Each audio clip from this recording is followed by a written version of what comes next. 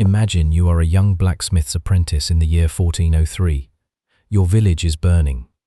The men who set it alight ride under the banner of a king, not a foreign invader, but the rightful king of Bohemia himself. You have no sword, no armor, no title. You have nothing but your wits, your grief, and a country tearing itself apart around you. That is the world kingdom come. Deliverance 2 drops you into. And here is the question that haunts every player who finishes it. How much of this actually happened? Was Bohemia really this fractured, this violent, this morally complicated? Was Henry of Skalitz a real person? Was the civil war between two kings genuinely this brutal? And perhaps most importantly, what did the game get brilliantly right, and where did the storytellers quietly bend history to make it more dramatic? The answers will surprise you, because in several key ways, the real history of Bohemia in 1403 is actually stranger, darker, and more fascinating than anything a game designer could invent. Let us start not with Henry, but with fire.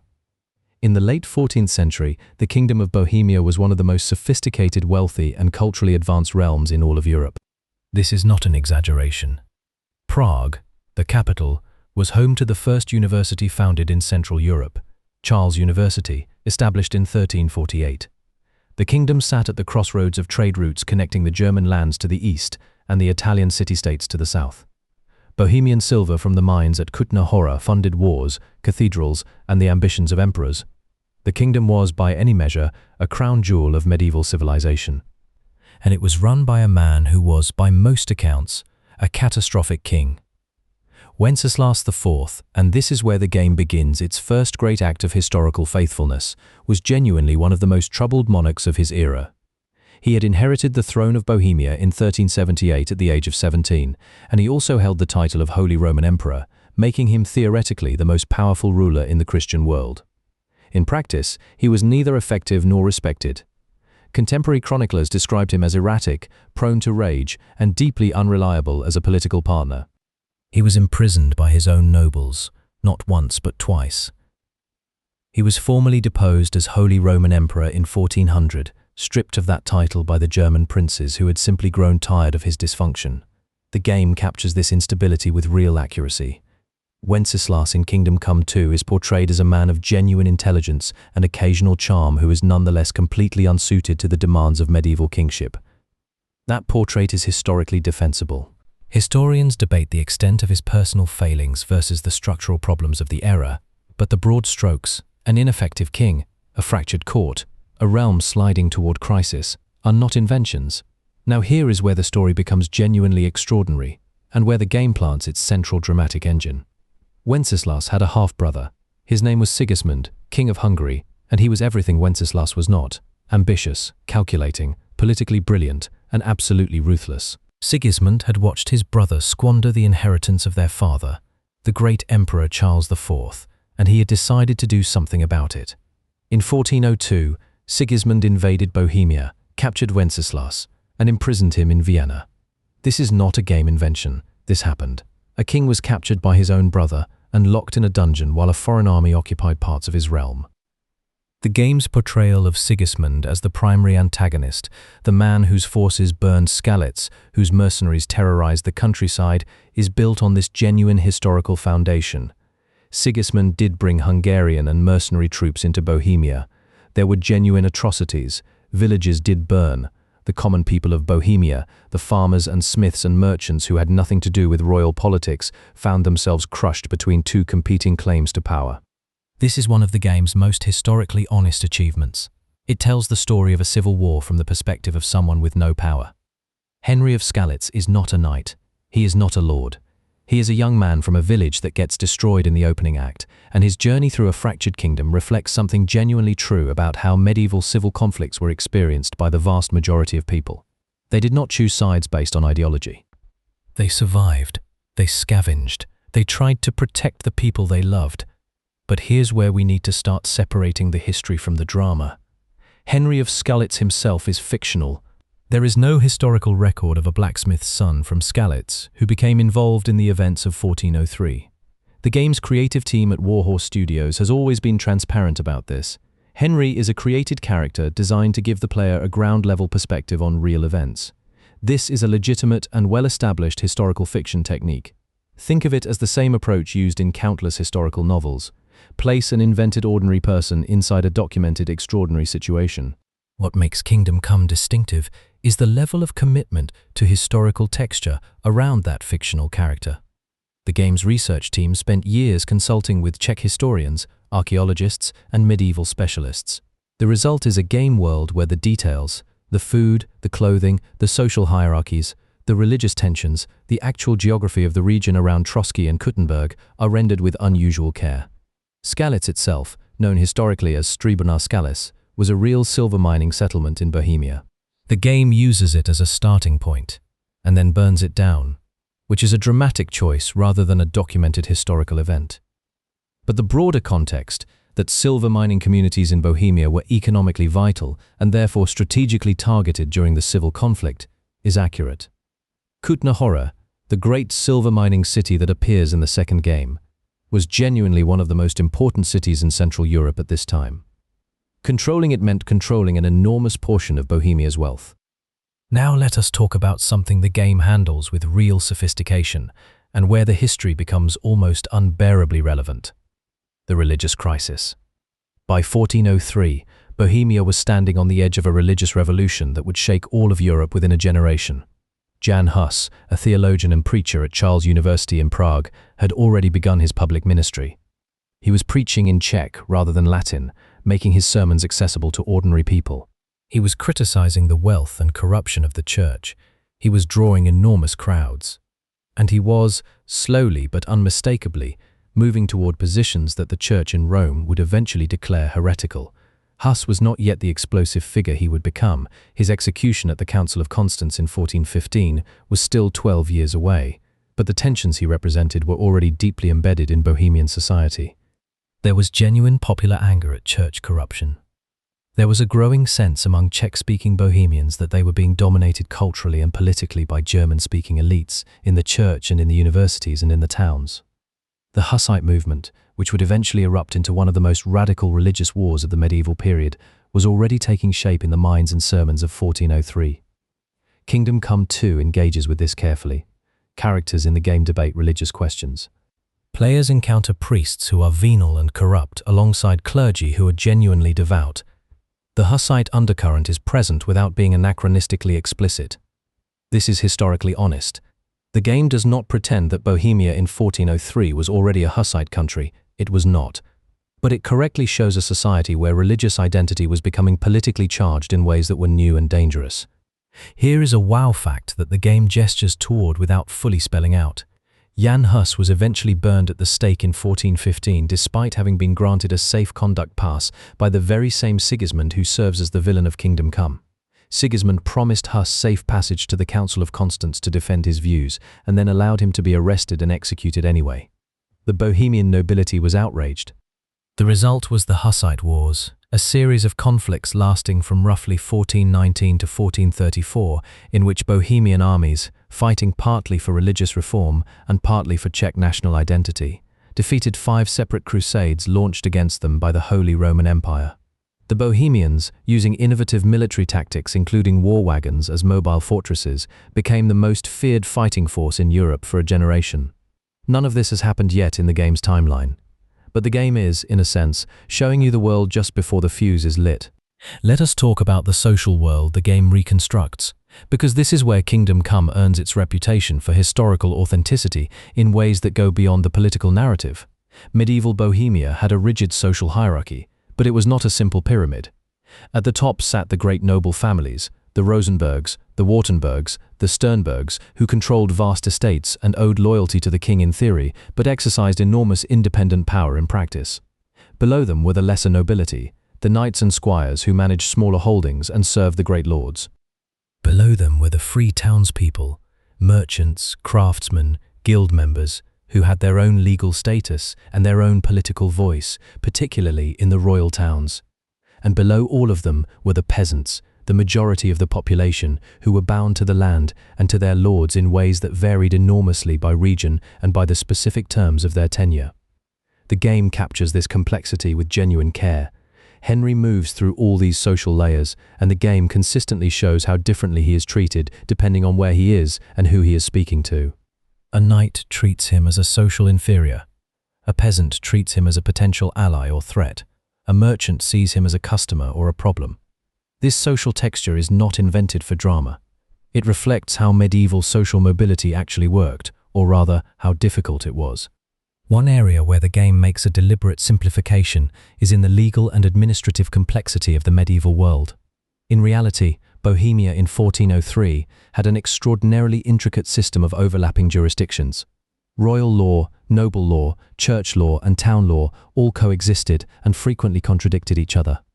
A crime committed in a royal town was handled differently than the same crime committed on a noble estate or on church land. The game gestures at this.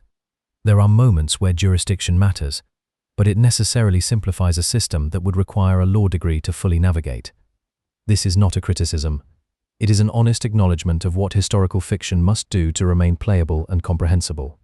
The alternative would be a game that is historically perfect and completely unplayable.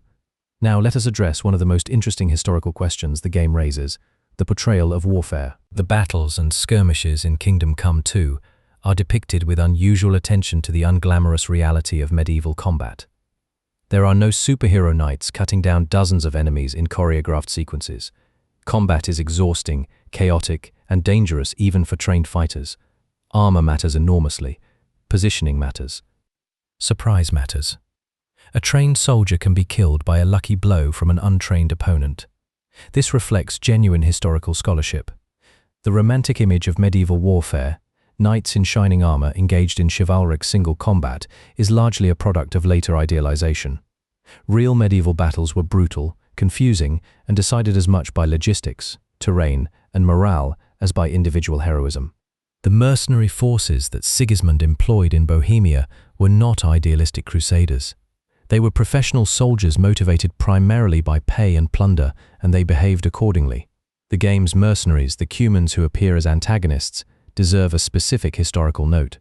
Cumans were a Turkic people who had been displaced from the Pontic steppe by the Mongol invasions of the 13th century and had settled in significant numbers in Hungary, where they were integrated into Hungarian military service. Sigismund did employ Hungarian forces in Bohemia, and those forces included soldiers from various ethnic backgrounds within the Hungarian kingdom. The game's use of Cumans as the primary foreign military threat is historically grounded, though the specific composition of Sigismund's forces in 1403 is not documented in the kind of detail that would allow precise verification. Here is another wow fact worth pausing on. The Cumans who settled in Hungary maintained their distinct cultural identity, language, and legal status for centuries. Even today, there are regions of Hungary where Cuman heritage is preserved in place names, folk traditions, and local identity.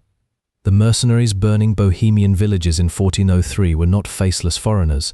They were people with their own complex history of displacement and survival, serving a king who needed soldiers and had the money to pay them. The game does not explore this depth of Cuman identity, which is a reasonable narrative choice. It would be genuinely difficult to give full historical context to every group that appears in a story this large. But it is worth knowing that the antagonists Henry faces have their own history that is as complicated and tragic as the one he is living through. Let us turn to the landscape itself, because the physical world of Kingdom Come II is one of its most historically committed achievements.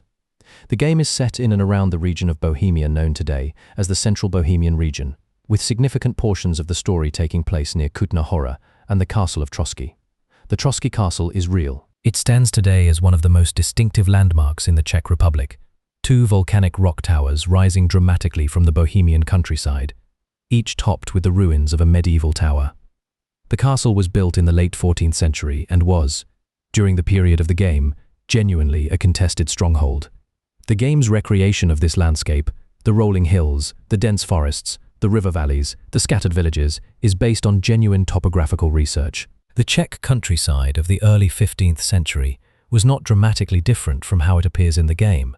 The forests were larger and denser, the roads were worse, the villages were smaller and more isolated, but the fundamental character of the landscape, intimate, enclosed, full of sudden vistas and hidden dangers, is rendered with real fidelity. Kutná Hora itself, which plays a significant role in the second game, was at this period one of the most extraordinary cities in Central Europe. Its silver mines, the Kutná Hora mines, had been producing enormous quantities of silver since the late 13th century. The city had grown wealthy beyond almost any comparison in the region. The Cathedral of St. Barbara, one of the great Gothic buildings of Central Europe, was under construction during this exact period, begun in 1388. It would not be completed for more than a century. Walking through Kutná Hora in 1403 would have meant navigating a city of extraordinary architectural ambition and enormous economic energy, surrounded by the constant noise and smoke of industrial-scale silver processing. The game captures the wealth and importance of Kutná Hora, without fully conveying the almost surreal scale of its mining operations. At the height of its production, the Kutná Hora mines employed thousands of workers in conditions that were extraordinarily dangerous. Cave-ins, flooding, and toxic gases killed miners regularly. The silver that funded Bohemian kings and built Gothic cathedrals came at an enormous human cost that is largely invisible in the historical record, because the people paying that cost left few documents behind. This is perhaps the most profound historical truth that Kingdom Come, across both games, gestures toward. The medieval world was built by people whose names we do not know, whose stories were never recorded, and whose suffering was considered unremarkable by those with the power to write history. Henry of Skalitz is fictional, but the experience he represents of being a person without power in a world controlled by those who have it is deeply documentably real. Now, a final honest accounting of where the game bends history for dramatic effect. The pacing of events in Kingdom Come 2 is compressed.